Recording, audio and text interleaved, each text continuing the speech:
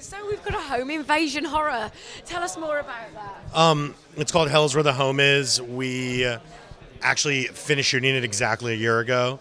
And yeah, it's a home invasion horror about two couples that go on a getaway. Actually, it's a lot about their own kind of problems and deviances between the two. And then it takes a turn for the worse. And all hell literally breaks loose. Yeah, I've heard that there's no hold back on the gore here. Oh, no. I purposely wanted to show it to you. Actually, to bring up Frightfest, this film, when I was making this film, Alan Jones wrote a book on Argento, and it was a big influence on me, the book, because he talks about in the book how in, I believe it was Tenebrae, Argento makes everything white and fluorescent so you can't hide from the blood. And I use that as a motif, as a template throughout it. So. Yeah.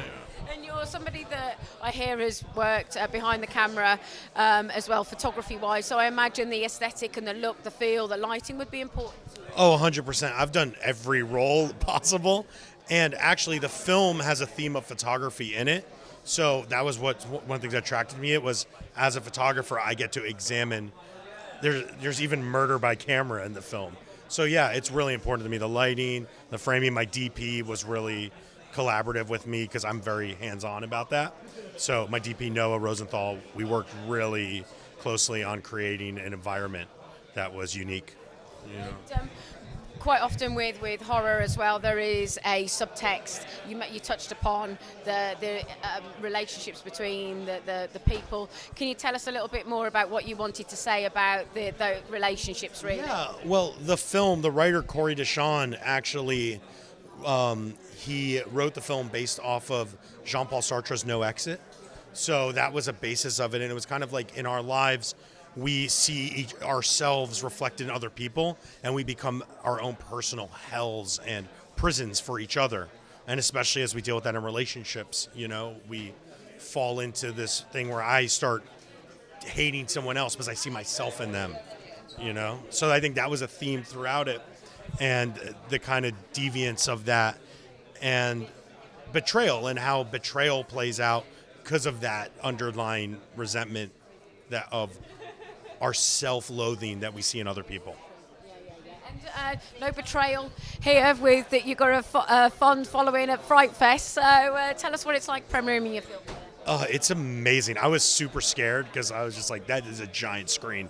Paul walks me into the screen yesterday. He's like, oh, you want to see the screen? I'm like, what are you doing to me, man, you sadist? But it's been amazing. I mean, I couldn't ask for a better crowd. Everyone here, not every film is for everyone, but it seems like it's for the people here, and it's been a warm welcome, and I love it. I mean, there's great films playing.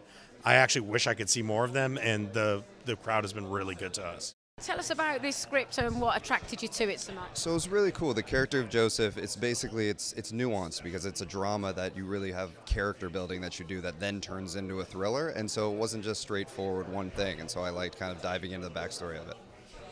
And the director was saying that it's very much a kind of psychological story about relationships, and I imagine for an actor delving into the kind of the psyche and the emotional journey that these characters go in.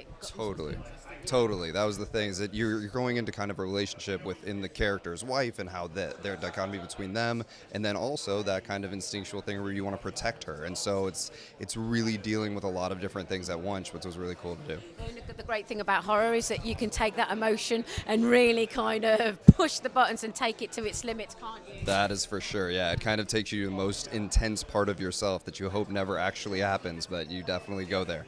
Yeah. And I believe as well, characteristically, the film was shot chronologically. So how did that help you with the kind of trajectory of the characters? It's such a gift, like as an actor, being able to do it in chronological order, because it allows you to build not only in the story, but you kind of learn things about the character throughout, like working with the other actors and actresses. And so it was really great. And by the end, when all of the intense stuff starts happening, you're kind of there emotionally because you've lived it already.